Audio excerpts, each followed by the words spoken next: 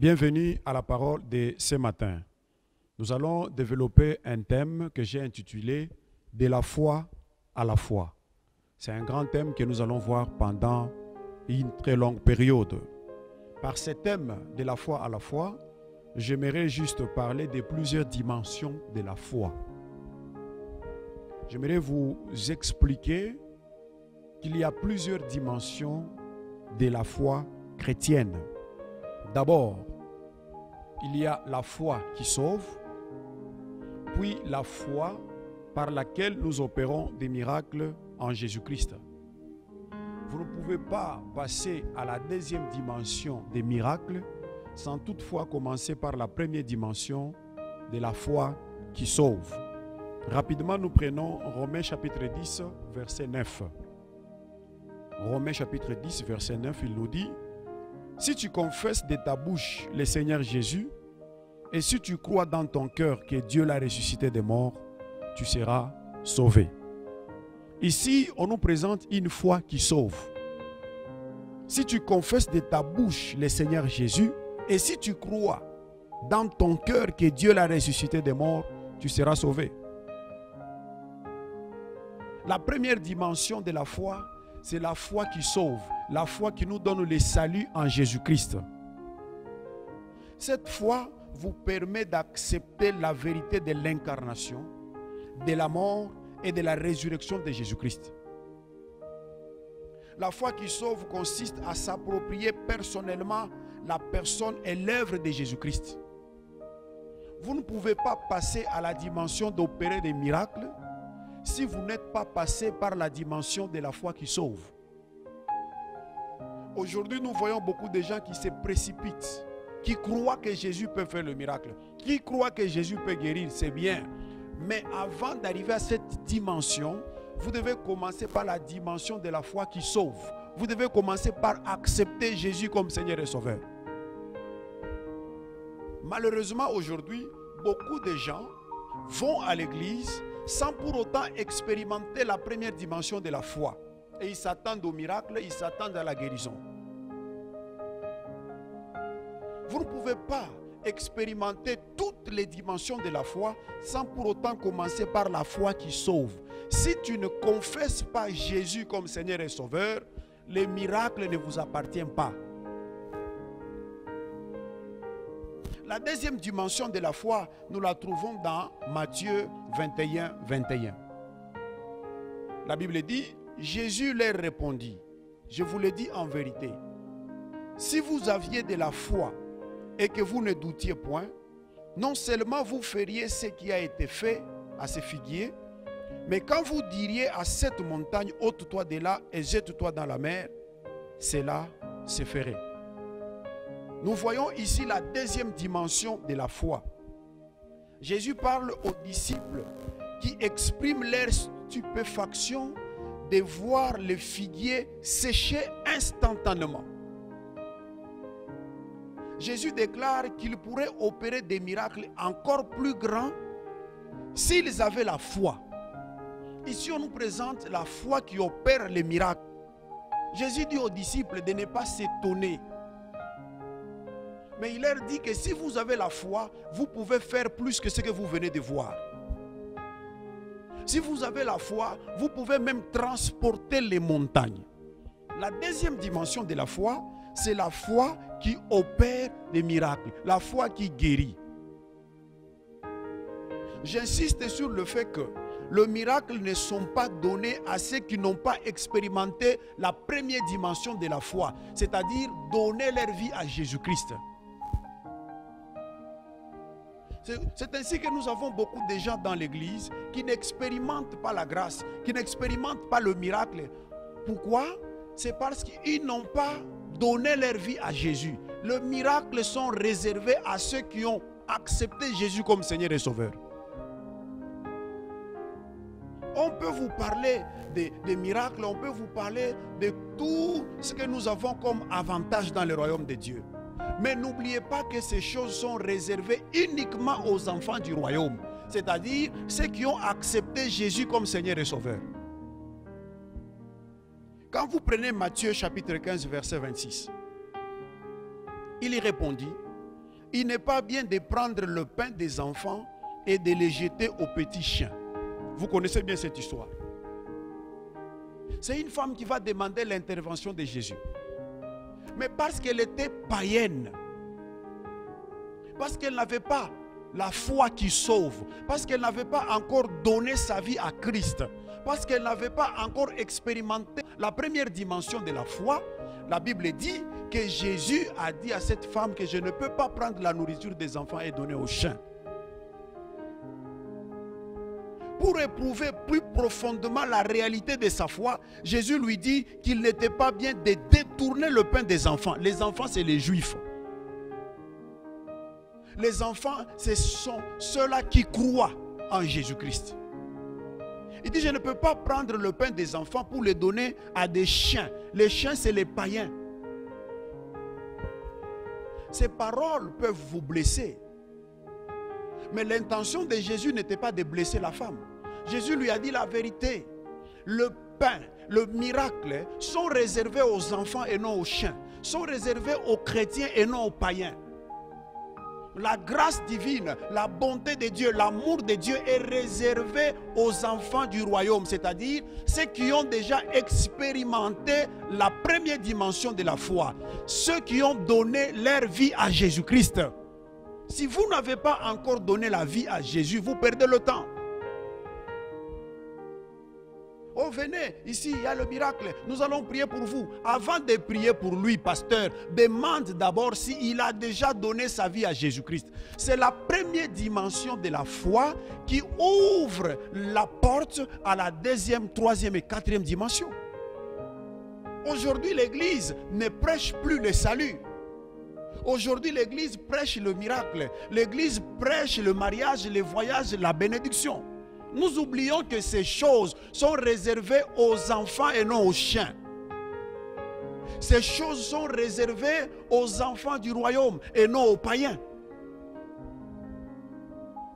Combien de gens nous gardons dans nos églises, mais ils n'ont pas encore donné leur vie à Christ? Combien?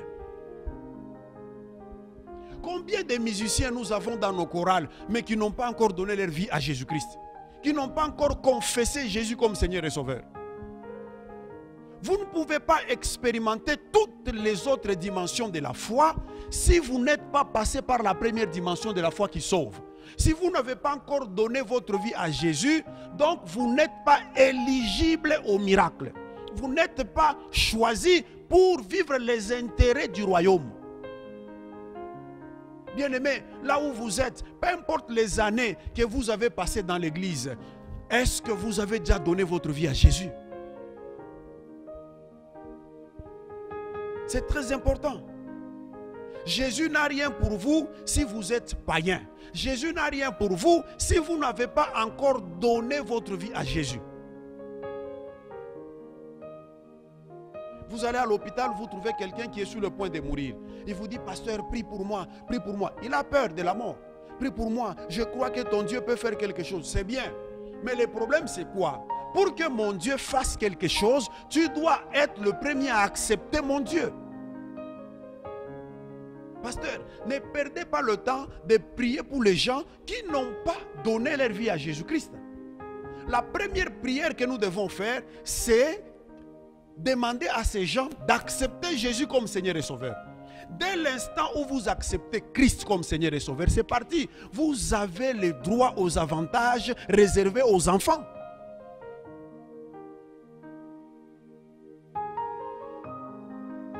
Commencez par donner votre vie à Jésus avant de chercher l'intervention de Jésus. Jésus a plus besoin de votre âme que de votre argent. Il y a des gens qui croient faussement qu'ils peuvent acheter la faveur divine avec leur argent. Donnez d'abord votre vie à Jésus-Christ si vous voulez les faveurs divines. Si vous voulez l'amour de Dieu sur votre vie, commencez par donner votre vie à Christ. Expérimentez la première dimension de la foi avant d'expérimenter la deuxième, la troisième et la quatrième. Combien sont des gens que nous gardons dans nos églises qui n'ont pas encore accepté Jésus comme Seigneur et Sauveur? Là où vous êtes bien-aimés, si vous n'avez pas encore confessé, comme Romain vient de nous dire, si vous n'avez pas encore confessé de votre bouche que Jésus est Seigneur, il est temps de le faire maintenant. C'est lorsque vous confessez que vous bénéficiez des avantages réservés aux enfants. Lorsque vous allez, dans ce texte, quand Jésus a dit à cette femme qu'il n'est pas permis de donner le pain des enfants aux chiens, c'est la réponse de cette femme qui va pousser Jésus à intervenir dans sa faveur. Cette réponse a prouvé à Jésus-Christ que cette femme croyait en lui. Cette femme avait la foi. Elle dit, même les chiens ramassent les miettes qui tombent. Jésus dit, waouh, même en Israël, je n'ai pas vu une telle foi. Donc Jésus ne pouvait rien pour elle, sans pour autant voir qu'elle croyait. Ce qui vous donne accès, au miracle, à la bénédiction, c'est la foi qui sauve. Commencez par croire que Jésus est Seigneur et Sauveur. Donnez votre vie à Christ. Pas votre argent, votre vie d'abord. Parce qu'il y a des gens qui préfèrent donner leur vie, leur argent au lieu de donner leur vie. Moi, j'ai vu les gens donner beaucoup d'argent à l'église, mais eux-mêmes, ils n'ont pas une minute à donner à Christ. Ce qui vous donne la permission de jouir des avantages du royaume, c'est lorsque vous expérimentez la première dimension de la foi. N'ayez pas honte, peu importe les années que vous avez faites dans l'église, crois maintenant, crois. Jésus te donne l'occasion de croire. Je vais vous donner un petit témoignage. J'ai grandi dans une famille chrétienne. Mon père était serviteur, c'était un pasteur. Chaque fois, on était petit, chaque fois qu'on allait à l'église, et le prédicateur, après, il demandait qui va croire, qui va donner sa vie à Jésus, on levait nos mains. Donc nous là, on croyait presque chaque dimanche. Quand on pose la question, qui va croire, je ne sais pas vous dire combien de fois j'ai levé ma main pour croire. Plusieurs années après, j'étais déjà un diacre consacré. Un jour, après culte, le pasteur avait prêché sur le salut. Et ça m'avait touché. Après culte, nous sommes rentrés à la maison. Une voix parlait à l'intérieur de moi et me disait, tu n'as jamais cru. Va maintenant, va, tu dois confesser, tu dois croire. J'étais déjà diacre, j'étais serviteur dans l'église. J'entendais cette voix partout. J'ai pris le courage. Je suis allé chez les pasteurs, je n'ai jamais oublié. Ce jour-là, je l'avais trouvé à l'extérieur, sous un arbre. Il était entouré de quelques anciens et quelques pasteurs. Et quand il m'a vu, il m'a dit, diacre, qu'est-ce que tu veux? Je lui ai dit, papa, je suis venu croire. Tous ceux qui étaient là ont commencé à rigoler. Mais comment expliquer un diacre qui n'a jamais cru? Tu veux dire que tout ce temps, j'ai dit, bon, je sais que j'ai levé la main dans l'église depuis que j'étais petit. Mais aujourd'hui, j'ai entendu une voix en moi qui m'a dit, c'est le temps de croire maintenant, de confesser. Mon pasteur était très touché. Il m'a dit, mets-toi à genoux. Tu as rencontré Christ. Je n'ai jamais oublié ce jour-là. Bien-aimés, ne vous amusez pas. Vous ne pouvez jamais oublier le jour que vous avez expérimenté la foi qui sauve. Si vous ne vous rappelez plus, vous ne vous rappelez pas le jour que vous avez donné votre vie à Jésus, donc il y a quelque chose qui n'est pas bien connecté. Tout comme vous ne pouvez pas oublier le jour de votre mariage. Vous pouvez oublier la date, mais pas les événements. Vous ne pouvez pas non plus oublier les jours que vous avez donné votre vie à Jésus-Christ. Bien-aimés frères, si vous voulez voir la main de Dieu, si vous voulez expérimenter la bonté de Dieu, commencez par croire, accepter Jésus comme Seigneur et Sauveur. Nos églises sont remplies de gens qui n'ont pas encore cru, qui n'ont pas expérimenté la première dimension de la foi. Nos églises sont remplies de gens qui sont là pour les miracles. Et pourtant, vous n'avez pas droit au miracle si vous n'avez pas encore cru. Rapidement, voyons maintenant l'importance de la foi. L'importance de la foi. Tout d'abord, retenez que la foi est le sujet le plus important de la Bible. La foi est le sujet le plus important de toute la Bible. Et c'est pourquoi le diable nous attaque souvent par la foi. Le diable, quand il vient vous combattre, la première des choses qu'il va attaquer, c'est votre foi. Parce que la foi, c'est le sujet le plus important de la Bible. Jude 1:3. Il dit, bien-aimé, comme j'ai désiré vivement vous écrire au sujet de notre salut commun, je me suis senti obligé de le faire afin de vous exhorter à combattre pour la foi qui a été transmise aux saints une fois pour toutes. Il dit, je vous exhorte à combattre pour la foi. Pourquoi? Lorsque le diable veut vous rendre malade, par exemple, il ne va pas attaquer directement votre corps. Il attaque d'abord votre foi. Parce qu'il sait que lorsque vous avez une foi affaiblie, il est facile pour lui de vous rendre malade. Il est facile pour lui de faire tout ce qu'il veut avec vous. Bien-aimés frères, c'est pourquoi Jude nous exhorte à combattre pour la foi. C'est très important, bien-aimés. La foi est très importante. La foi est très importante car sans elle, nous ne pouvons même pas être sauvés. C'est impossible d'être sauvé sans la foi. Je vous parle de l'importance de la foi. Quand vous prenez Ephésiens 2:8, la Bible nous dit ceci, car c'est par la grâce que vous êtes sauvés, par les moyens de la foi. Et cela ne vient pas de vous, c'est le don de Dieu. Par les moyens de quoi? De la foi. Il est impossible d'être sauvé sans la foi. Il n'y a pas de salut sans la foi. C'est pourquoi je vous dis que la foi, c'est le sujet le plus important de la Bible.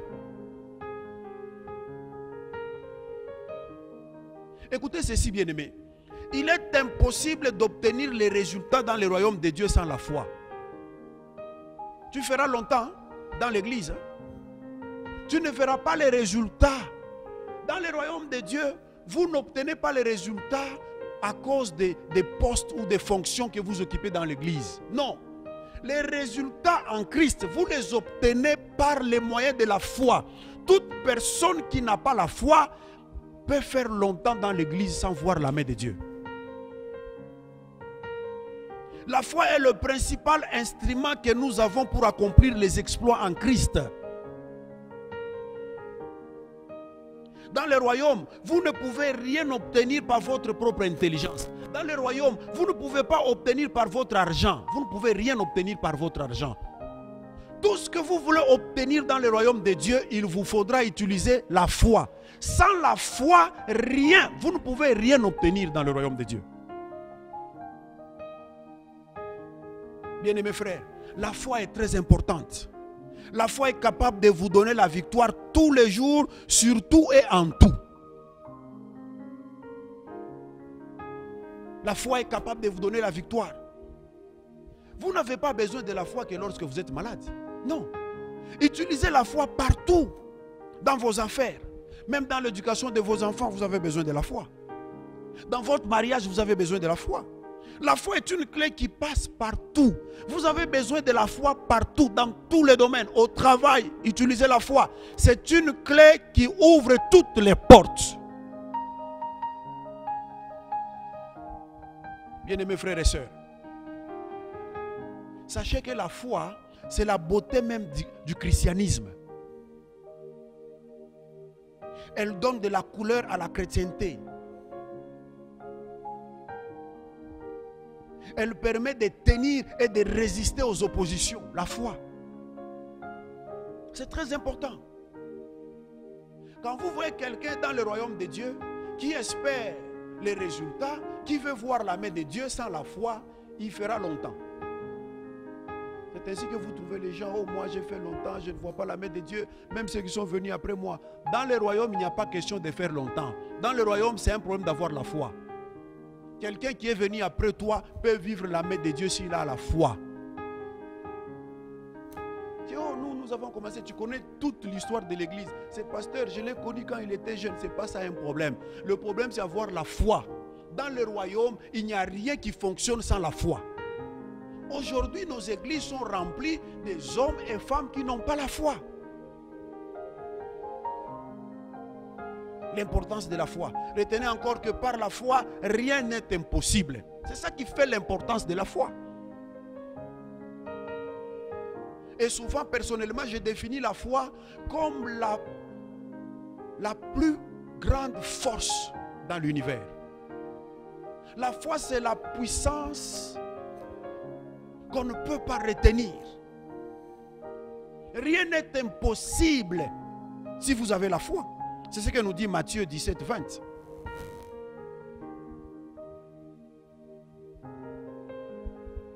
Il dit, je vous l'ai dit en vérité, si vous aviez de la foi comme un grain de sénévé, vous diriez à cette montagne, transporte-toi d'ici là, et elle se transporterait. Rien ne vous serait impossible.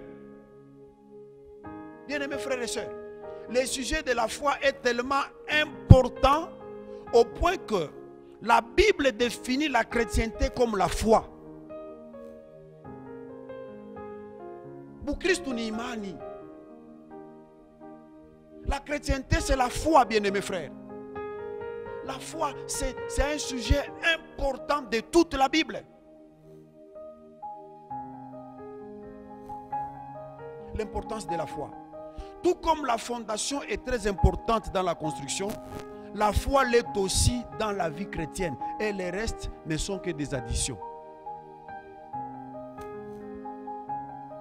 La foi est très importante. Tout comme la fondation d'une maison est importante, la foi est très importante dans la vie chrétienne. Vous ne pouvez rien bâtir si vous n'avez pas la foi. Rien.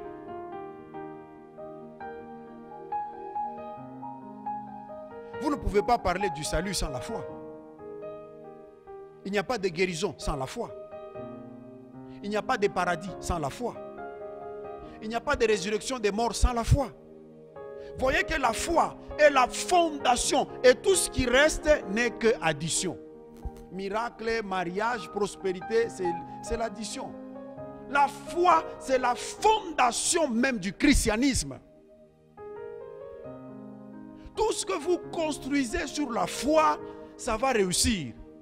Mais ce que vous construisez sur votre intelligence, ça va se détruire. La foi, c'est la fondation. C'est la foi qui vous permet. Écoutez-moi, bien-aimés. Si vous bâtissez votre mariage sur la foi, vous êtes appelé à réussir. Tout ce que vous construisez sur la foi va réussir. Construisez vos entreprises sur la foi et non sur l'expérience. J'ai vu des milliardaires devenir pauvres en une journée. Tout ce que vous ne bâtissez pas, tout ce que vous ne construisez pas sur la foi, c'est appelé à tomber un jour. Mais lorsque vous bâtissez votre vie sur la foi, vous êtes appelé à réussir. Chers serviteurs de Dieu, chers pasteurs, ne construisez pas une église sur la prophétie. Construisez l'église, bâtissez l'église de Christ sur la foi, sur la parole de la foi. Pourquoi il y a tant de divisions dans nos églises aujourd'hui? Parce que les hommes de Dieu construisent les églises sur la prophétie.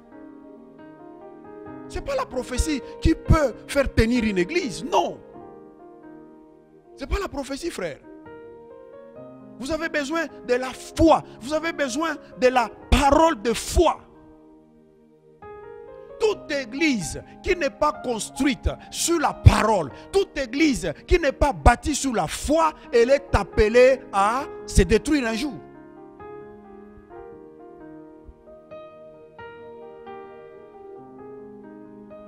La foi est la base sur laquelle nous construisons tout en Jésus-Christ. L'église devient de plus en plus faible de nos jours. Pourquoi?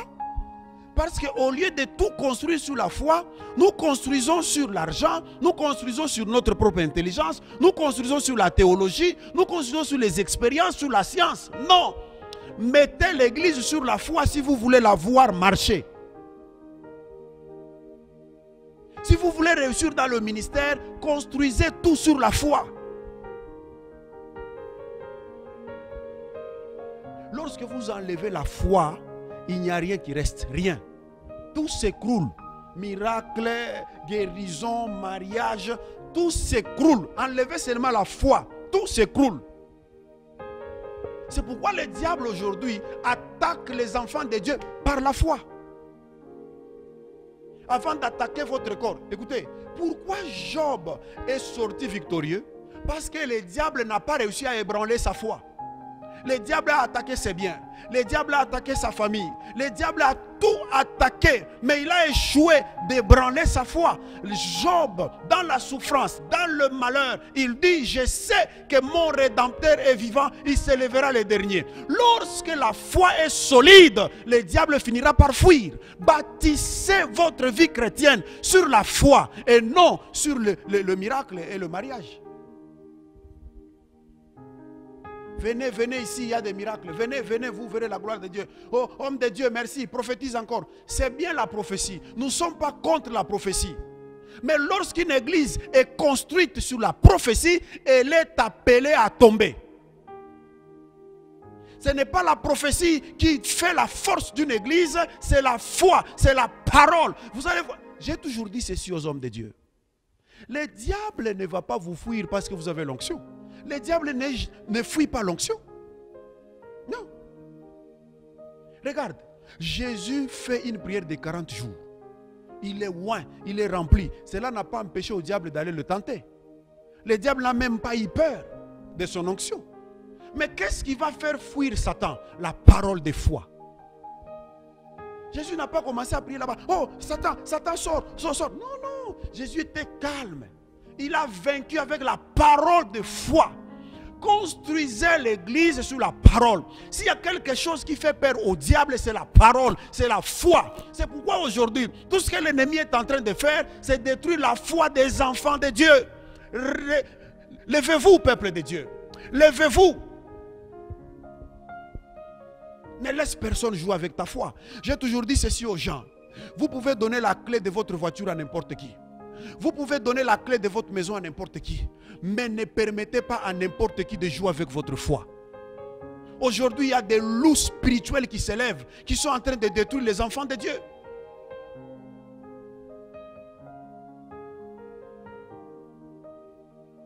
Ils sont partout. À la montagne, vous trouvez des prophètes qui n'ont pas des églises. Ils sont là. Ils attendent les enfants de Dieu. Dès que tu es là-haut, le Seigneur m'a dit, faites très attention à ce genre de prophéties. Ne bâtissez pas votre vie chrétienne sur la prophétie, mais sur la foi.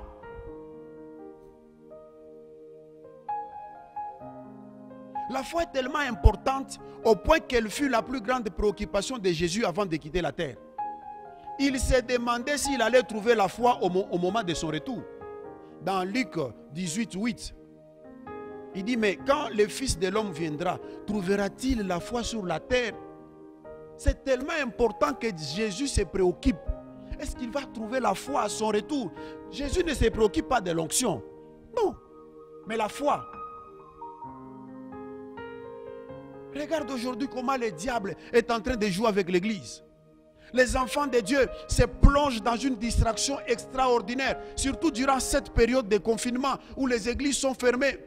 Dites tout ce que vous voulez. Sachez que le diable travaille pour détruire votre foi.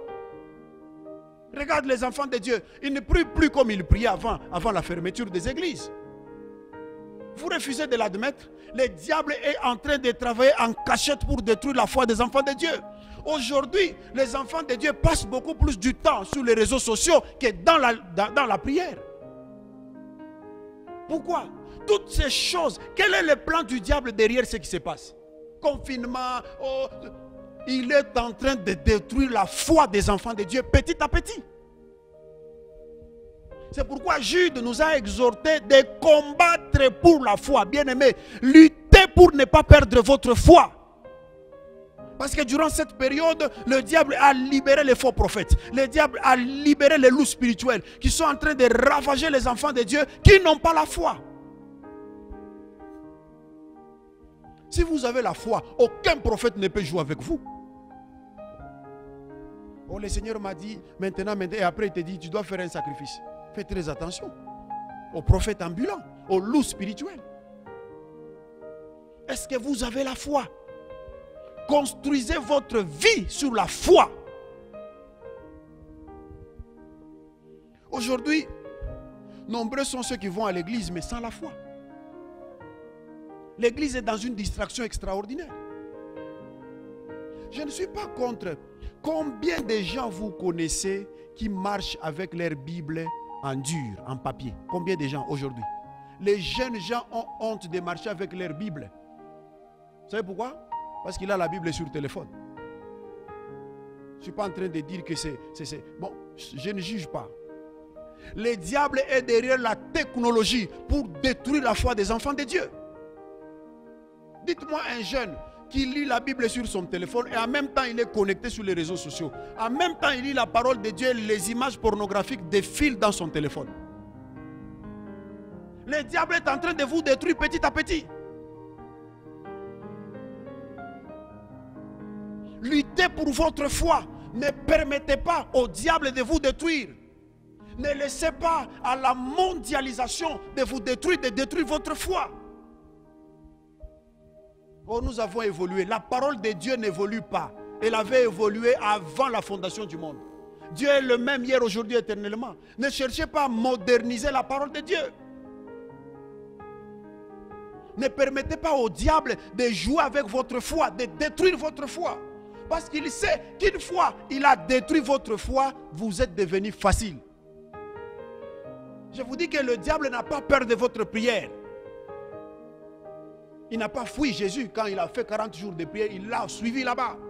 Le diable n'a pas peur de votre prière. Il a peur lorsqu'il voit que vous avez la foi. Il fuit devant un homme de foi. La Bible dit résistez au diable. Avec quoi vous allez résister? C'est avec la foi.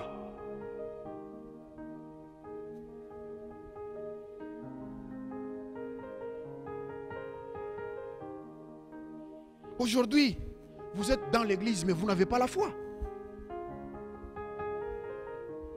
Comment expliquer que ceux qui prient pour les malades, eux-mêmes n'ont pas la foi, mais ils prient pour les malades. Et vous n'allez pas guérir. Le pasteur commence à réfléchir comme des scientifiques. Au lieu d'être les hommes de foi, ils commencent à réfléchir comme... J'ai toujours dit ceci aux gens. La Bible n'est pas un livre scientifique, mais un livre spirituel. Vous ne pouvez pas comprendre ces livres avec votre intelligence. Il vous faut l'esprit de Dieu. C'est un livre spirituel.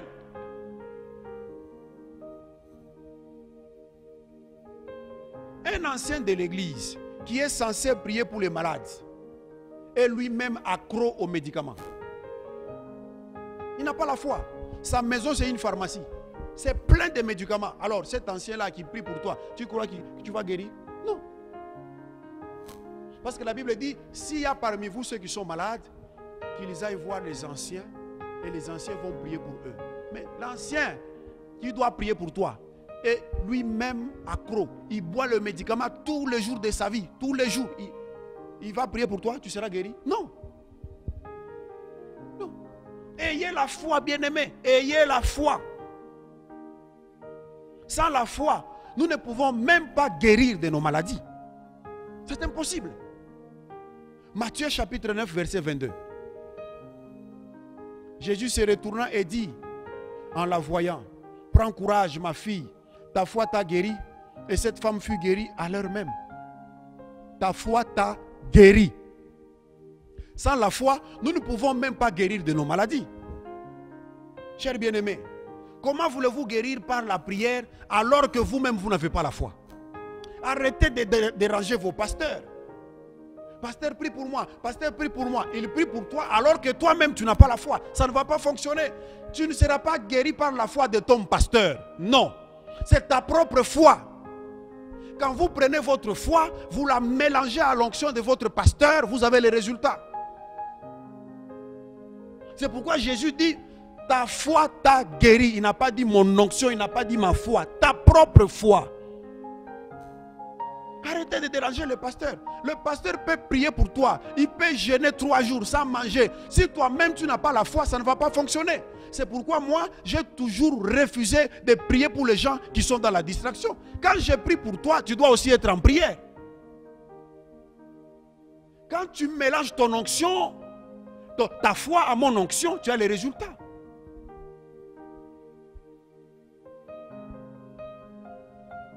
Vous-même, vous ne croyez pas. Mais vous demandez aux gens de prier pour vous. Ils vont perdre le temps.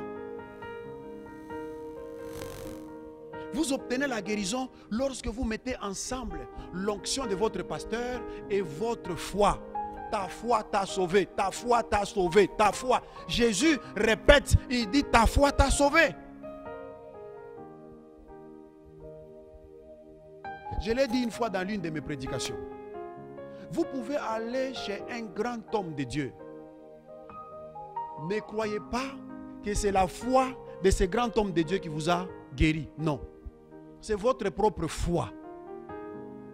Mais mélangez à l'onction de l'homme de Dieu. L'homme de Dieu peut prier pour vous. Si vous n'avez pas la foi, vous ne serez pas guéri. Je vous ai dit au début, il n'y a rien pour vous dans le royaume de Dieu si vous n'avez pas la foi. Tout ce que vous voulez obtenir en Christ doit passer par la foi. Tout, mariage, miracle, guérison, finance, tout passe par la foi. Il n'y a rien pour vous en Jésus si vous n'avez pas la foi.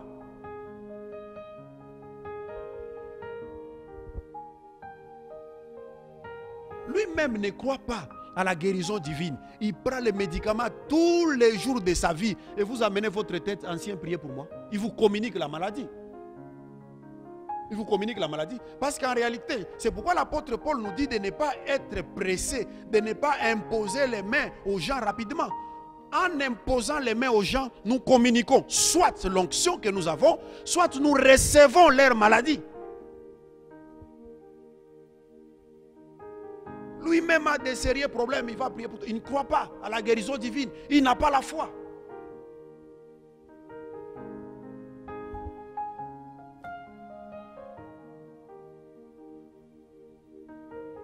Marc chapitre 10, verset 52. Jésus lui dit, va, ta foi t'a sauvé.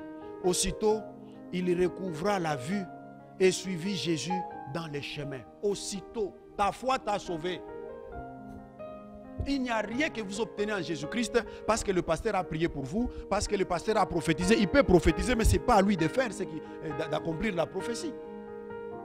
Vous avez besoin de la foi. Si vous voulez vivre la gloire de Dieu, si vous voulez vivre la main de Dieu, ayez la foi. Arrêtez de réfléchir, arrêtez de raisonner. En Christ, ce n'est pas la raison qui travaille. En Christ, c'est la foi.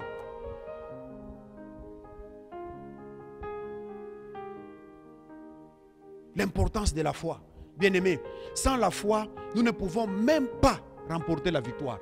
Impossible d'être victorieux en Christ si vous n'avez pas la foi. 1 Samuel 17, 45. David dit aux Philistins, tu marches contre moi avec l'épée, la lance et les javelots. Et moi je marche contre toi au nom de l'Éternel des armées, du Dieu de l'armée d'Israël que tu as insulté. Voyez que David avance vers Goliath avec la foi. Il dit, je viens contre toi au nom de l'Éternel. Il avait la foi en l'Éternel. Sans la foi, il est impossible d'être victorieux en Jésus-Christ. Impossible. La victoire en Christ, vous l'obtenez que lorsque vous avez la foi. Ce n'est pas des simples déclarations au nom de Jésus. Je suis la tête et non la queue. Oh, gloire au Seigneur. Oh, fils du roi. Arrêtez, frère. Arrêtez ces choses. Mettez la foi en action. Vous ne pouvez pas être victorieux si vous n'avez pas la foi. C'est la foi qui nous donne la puissance de Dieu pour vaincre. C'est ça l'importance de la foi. La foi est là. Vous savez comment David a vaincu Goliath? Parce qu'il a manifesté la foi en Dieu. Dieu a pris sa force. Il a donné à David et David est allé à combattre Goliath avec la force de Dieu. La foi nous donne la force de Dieu. La foi nous donne la puissance de Dieu. Quand tu t'engages au combat par la foi, donc tu y vas avec la force de Dieu. Tu ne peux jamais vaincre Dieu. Donc un homme de foi représente Dieu. On ne peut jamais faire tomber un homme de foi. La foi te donne la puissance de Dieu. Vous ne pouvez pas vaincre un homme de foi. C'est pourquoi, partout où vous irez, si vous trouvez un homme de foi, il est toujours au sommet. Vous ne trouverez jamais un homme de foi en bas. Parce que la foi vous accorde la puissance de Dieu. La foi vous donne la puissance de Dieu.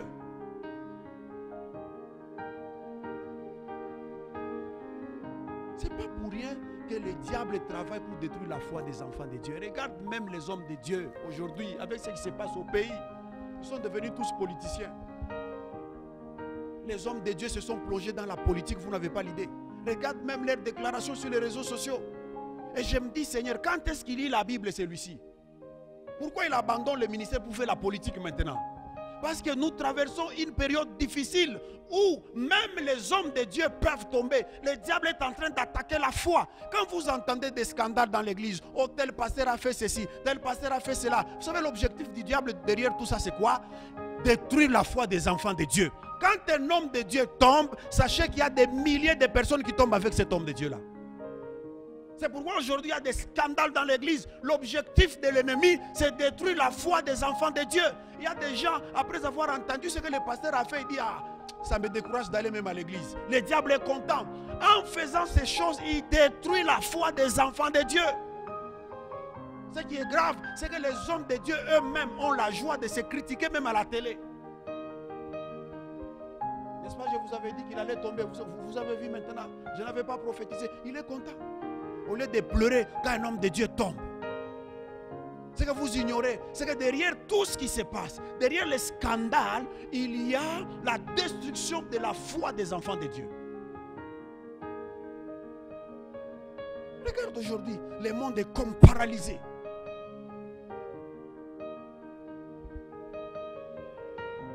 Tout le monde dans la politique, tout le monde, même les pasteurs.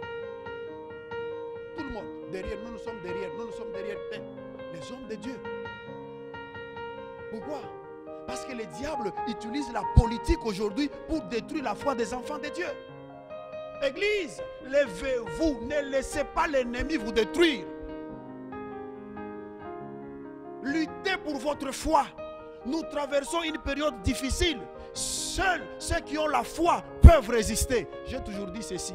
Quand tout devient dur, seuls les durs avancent.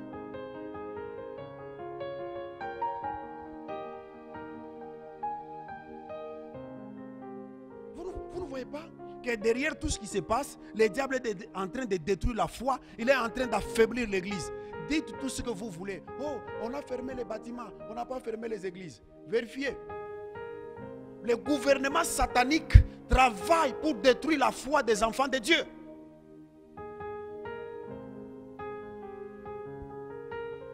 Arrêtez de vous connecter au réseau du matin au soir. Battez-vous pour votre propre foi. Quittez la distraction spirituelle. Nous traversons des moments de troubles. Jésus-Christ a promis cette période. Jésus-Christ nous a prévenus. La Bible nous dit, je pense dans Daniel 11, 32, elle dit, ceux du peuple qui connaîtront leur Dieu agiront avec fermeté. Bien-aimés, ne vous laissez pas avoir par ce qui se passe. Soyez connectés à la parole de Dieu.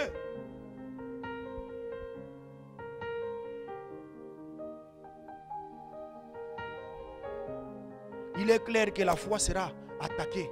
Mais retenez une chose, qu'elle sera toujours dominante. Ce n'est pas aujourd'hui que la foi est attaquée. Depuis des milliers d'années. La foi a été attaquée. L'église a été attaquée. Aujourd'hui, vous parlez de la fermeture des églises. Il fut un temps dans la Bible où seulement prêcher Jésus-Christ comme je suis en train de le faire, on fouettait les gens pour ça. Mais la foi chrétienne a toujours dominé, de génération en génération. Elle va dominer. N'importe quelle mesure, la foi chrétienne domine toujours. Ne jouez pas avec votre foi, bien-aimés. Il n'y a rien que vous pouvez obtenir en Jésus-Christ si vous n'avez pas la foi.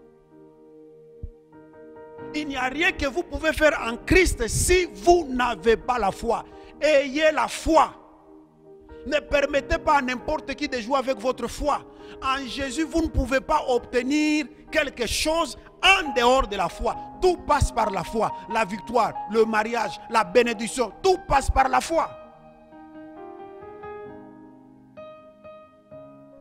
Oh pasteur, j'ai la foi. Personne ne peut croire à ta place. J'ai la foi que ton Dieu là, il va m'aider. J'ai la foi que si tu pries pour moi, ça va marcher. Oui, c'est bien. Mais aie d'abord ta propre foi. Ta foi à toi te dit quoi? Ta foi te dit quoi? Tout ce qui se passe aujourd'hui, le diable est en train de travailler pour détruire la foi des enfants de Dieu.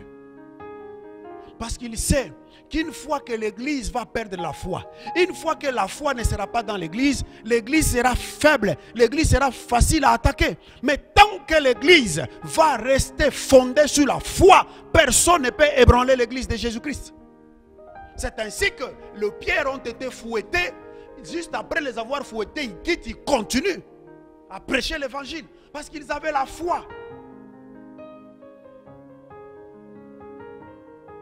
Bien-aimés frères, vous ne croyez pas en Jésus comme Seigneur et Sauveur, mais vous vous attendez au miracle. Vous allez changer les églises. Oh, ce pasteur-là, oh, il n'est pas fort. Moi, je ne comprends pas. Il y a un autre prophète qui est venu. Tu vas changer les prophètes. Ça ne va pas fonctionner. Vous savez, la Bible nous dit que Jésus-Christ, dans sa ville natale, il n'a pas fait grand-chose. Et pourtant ailleurs il a fait des miracles. Mais dans sa propre ville, Jésus n'a pas fait grand chose. Vous savez pourquoi? Et il dit que nul n'est prophète chez soi. Quand vous vous habituez à la grâce de Dieu, à la grâce que Dieu a placée dans votre église, à la grâce que Dieu a placée dans votre pasteur, vous ne serez pas guéri par sa prière parce que vous êtes déjà habitué. On ne joue jamais avec un oint de l'Éternel. Même s'il est votre mari, maman, les femmes des pasteurs, ne jouez pas avec votre mari. La femme de David est restée stérile, tout simplement parce qu'elle a parlé en mal contre un homme de Dieu qui était son mari. Pourquoi tu danses comme ça? Et la Bible dit l'Éternel Dieu s'irrita et cette femme resta stérile. On ne joue jamais avec les oins de l'Éternel. On ne s'amuse pas avec les hommes de Dieu. Bien-aimés frères, ne permettez pas au diable de jouer avec votre foi. Je viens de vous montrer l'importance de la foi. Vous enlevez la foi, il n'y a rien qui reste dans l'église, il n'y a rien. Parce que la foi, c'est la fondation même du christianisme. Vous enlevez la foi, il n'y a pas de salut, il n'y a pas de paradis, il n'y a pas de miracle, il n'y a pas de guérison. Tout passe par la foi. C'est pourquoi le diable attaque la foi des enfants de Dieu. Ne les laissez pas faire. Battez-vous pour votre foi. Résistez au diable et il fuira. La foi. Gardez bien votre foi. Et vous verrez la gloire de Dieu. Gardez la foi. Peu importe ce qui se passe aujourd'hui dans le monde. Peu importe ce que vous entendez dans ces pays. Gardez votre foi. C'est très important. Vous ne pouvez rien obtenir en Christ sans la foi. Même la promotion, vous avez besoin de la foi.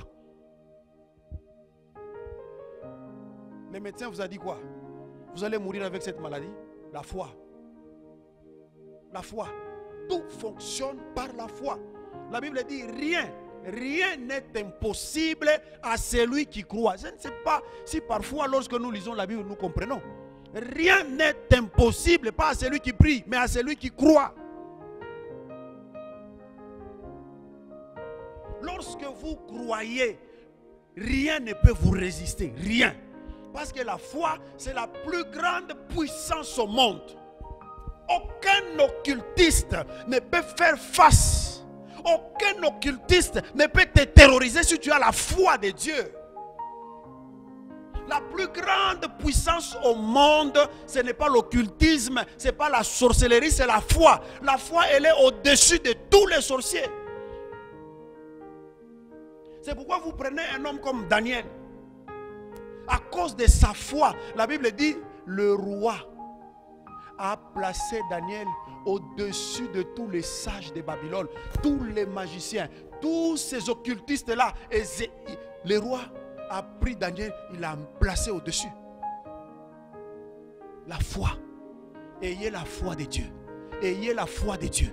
Vous allez faire des grandes choses. La plus grande puissance au monde, c'est la foi.